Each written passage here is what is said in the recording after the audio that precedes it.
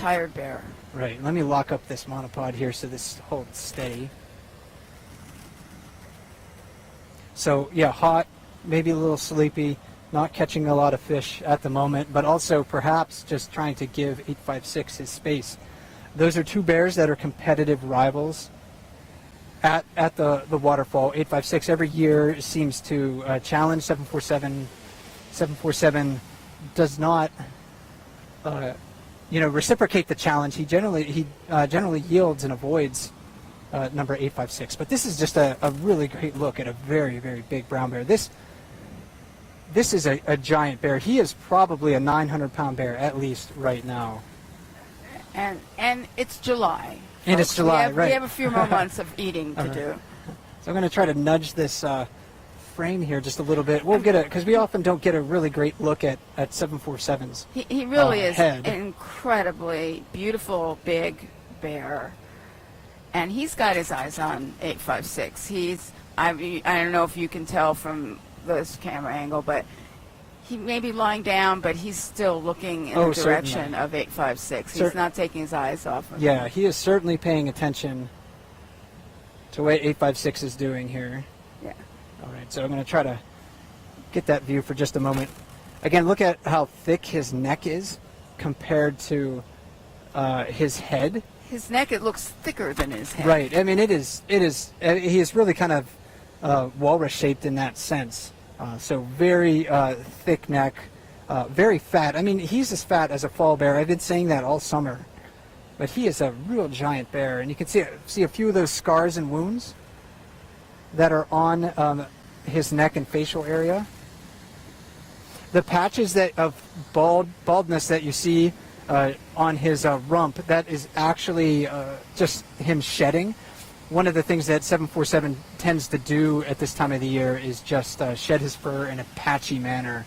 So it's not a disease like mange or anything like that. It's really just him shedding his fur. 856 tends to do that as well. Now, you all are watching 747, but I've been have my eyes on 856, and he is not really paying attention to 747 yet.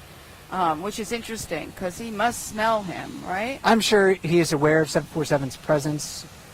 However, 856 is so dominant that he really does tend to not acknowledge a lot of other bears. So 747 kind of walks around the island here. He might go to the far pool where he fishes. Alternatively, if 856, isn't in the jacuzzi, or is in the jacuzzi, excuse me. One of those characteristics of dominant bears is the fact that they ignore and generally have a lack of acknowledgement for other bears. So you'll see them move through the water, just not really paying attention to a lot of those other bears. For whatever reason, 747 doesn't necessarily have the same disposition as 856. And now 856 notices 747. And he's going to go check him out. Yeah, and this is an example of a dominant animal moving towards a subordinate animal and challenging him. Look at 856's ears forward. And he's moving faster. Right, he's moving faster, direct stare, not taking his eyes off of 747. 747 standing. He doesn't want to run from the more dominant bear because that might elicit a chase by 856. And what you guys should remember if you're ever in bear country,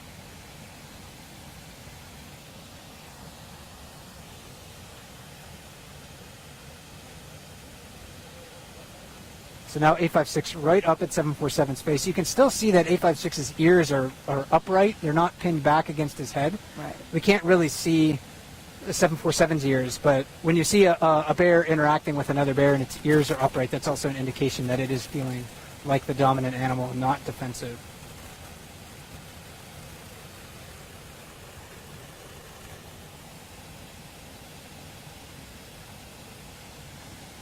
So I expect this is something that 856 does all the time with 747 and a lot of those other large adult males.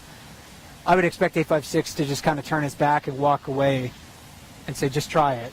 Just try it, buddy. I mean, that's kind of like the message that he's sending. When you're the most dominant bear, you do have to maintain that sort of rank.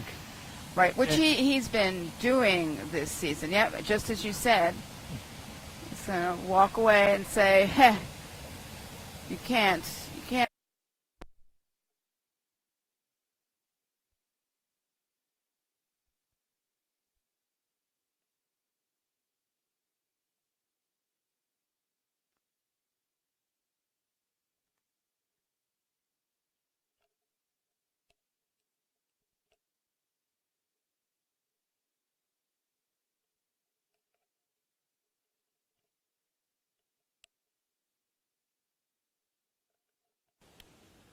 Okay.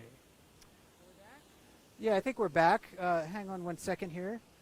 We just lost our audio here. We are in a remote place.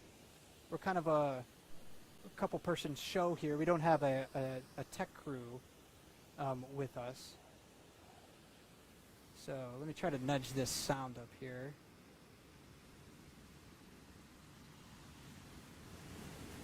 There we are. Are we back? I think we are. Yes. Yeah, we're back. So apologize for that, folks. If you couldn't hear us before, our audio just happened to quit. It's live. It's live. It's just the two of us. We don't have a production crew. It would. So, yeah, 856 moving away from 747 back to his fishing spot in the jacuzzi. 747 just sitting there watching the more dominant bear leave. I said that is, again, a very classic example of a dominant bear challenging a subordinate bear, maintaining his rank in the hierarchy. He's reminding that other bear